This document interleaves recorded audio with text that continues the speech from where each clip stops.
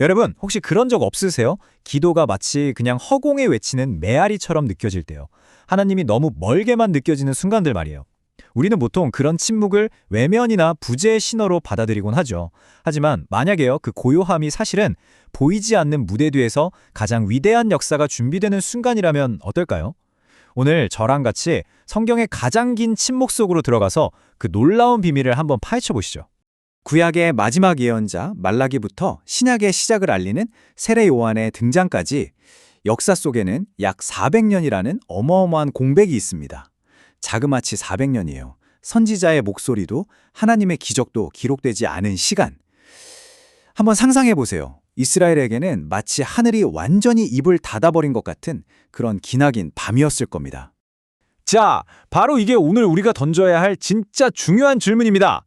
하나님의 침묵이 계획의 끝이 아니라 오히려 가장 결정적인 계획을 위한 기쁜 숨고르기였다면 어떨까요? 지금부터 우리는 침묵을 아무것도 없음이 아니라 무언가를 위한 준비의 시간으로 한번 다시 보게 될 거예요. 이게 그냥 오래된 역사 이야기가 아니에요, 여러분. 간절한 바람에 응답이 없고 앞으로 나아갈 길이 보이지 않는 그런 영적인 겨울. 우리 모두 살다 보면 삶의 어느 순간에 각자의 400년을 지나가게 되거든요. 그래서 이 이야기는 바로 그런 시간을 보내고 있는 우리 모두를 위한 지혜입니다. 놀랍게도 말이죠. 성경은 이런 막막한 시간을 헤쳐나갈 도구를 이미 우리 손에 딱 쥐어주고 있습니다. 바로 지혜문학이라고 불리는 아주 특별한 영적 도구함인데요.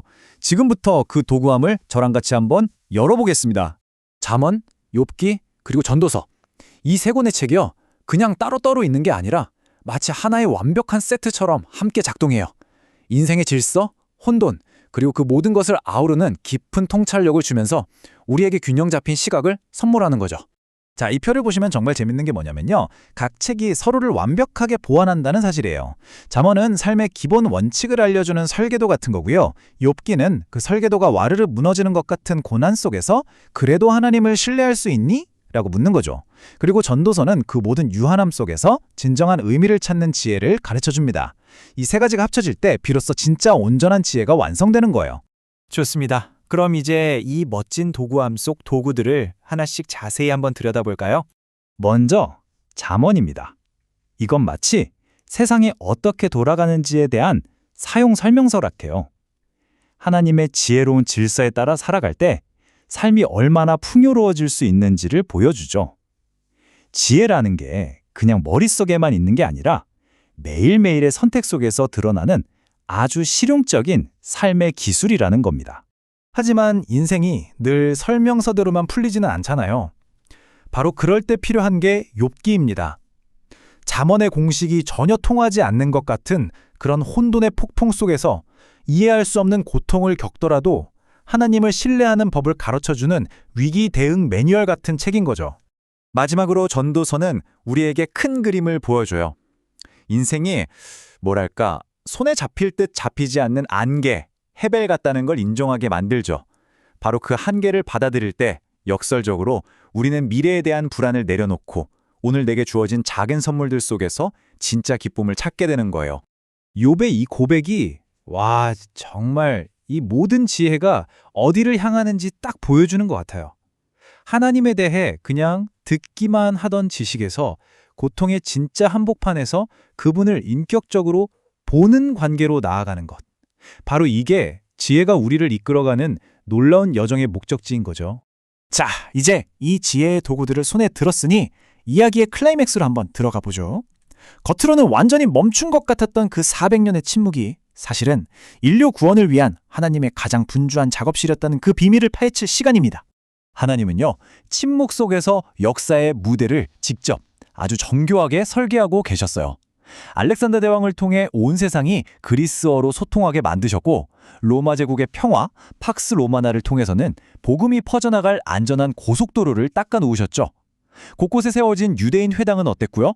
초기 교회의 완벽한 전초기지가 됐어요. 게다가 그리스어로 번역된 구약 성경 70인역 덕분에 모든 민족이 구원의 약속을 미리 읽어볼 수 있게 됐죠. 이 타임라인을 한번 보세요. 수백 년에 걸쳐서 이렇게 정교하게 퍼즐 조각들이 딱딱 맞춰지는 게 이게 과연 우연일까요? 아니죠. 이건 때가 참여해 하나님이 그 아들을 보내셨다는 말씀이 얼마나 치밀하고 완벽한 계획이었는지 보여주는 명백한 증거입니다. 그럼 이런 질문이 들 수 있어요. 그 시간 동안 이스라엘 백성이 겪은 고난은 대체 무슨 의미였을까? 그 침묵은 믿음을 무너뜨리기 위한 게 아니었어요. 오히려 불순물을 싹 걸러내고 믿음을 더 순수하게 연단해서 마침내 오실 메시아를 온전히 맞이할 수 있도록 준비시키는 거룩한 용광로의 시간이었습니다. 자, 이제 이 모든 거대한 이야기를 우리 각자의 삶으로 한번 가져와 보죠. 우리는 이 놀라운 지혜를 오늘 바로 나의 침묵 속에서 어떻게 살아낼 수 있을까요? 여러분의 침묵을 이 세 가지 렌즈로 한번 바라보시는 건 어떨까요? 어쩌면 여러분의 기다림은 가장 좋은 때를 아시는 농부의 기다림일 수도 있고요. 겉으로는 모든 게 죽은 듯 보이지만 사실은 새 생명을 준비하는 겨울 땅일 수도 있어요. 또는 세상의 시끄러운 소음을 잠시 멈춰야만 들을 수 있는 하나님의 섬세한 손길일지도 모르죠. 그렇다면 아주 구체적이고 실용적인 방법을 하나 소개해 드릴게요. 이 침묵 속에서도 하나님의 음성을 듣는 법을 배울 수 있는 아주 오래된 영적 훈련법이에요. 바로 렉시오 디비나, 우리말로는 거룩한 독서라고 하는데요.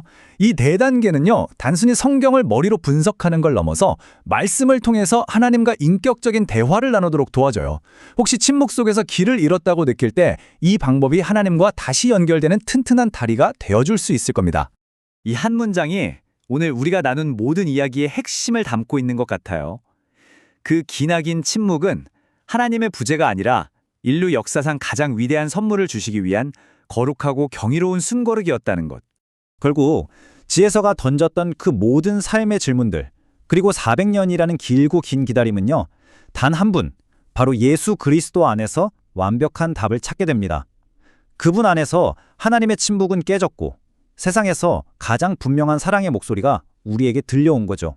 자, 마지막으로 이 질문을 여러분께 남기면서 마무리하고 싶습니다. 지금 여러분의 삶에서 가장 고요하고 어쩌면 가장 어둡게 느껴지는 그 시간이 혹시 버려진 시간이 아니라 가장 완벽한 봄을 위한 하나님의 비밀스러운 준비 기간은 아닐까요? 그 침묵 너머에서 무엇이 자라고 있는지 오늘부터 새로운 눈으로 바라보시길 진심으로 바랍니다.